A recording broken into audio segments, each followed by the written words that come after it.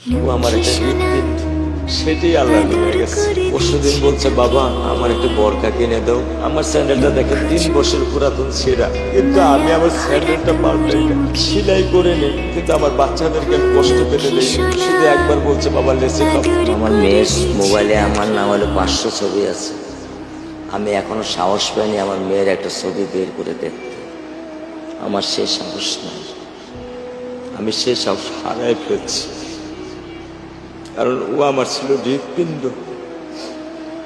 ওর জীবনে এমন কোনো চাওয়া নাই যেটা আমি পূরণ করি নাই। পরশুদিন বলছে বাবা আমার একটা বরকা কিনে দাও। আমার চাস্তো ভাই বললো ভাই ইসলামপুর থেকে 300-400 টাকা পাওয়া যায়। আমি সাথে সাথে মিনি মার্কেট থেকে আমি 1000 টাকা দিয়ে আমার মেয়েকে বরকা এনে দিচ্ছি। আমি দরিদ্র, ভাঙা বাসায় থাকি, কিন্তু আমার গরিব সন্তানদেরকে আমি কখনোই দারিদ্রতার স্বাদ পেতে দেইনি, দারিদ্রতার স্বাদ পেতে দেইনি। আমার বড় মেয়েকে এখন আমি সেলোরার থেকে জামা কিনে দিই। আমার স্যান্ডেলটা দেখেন 3 বছর পুরাতন ছেঁড়া, কিন্তু আমি আমার স্যান্ডেলটা পাল্টাই না, সেলাই করে নেই।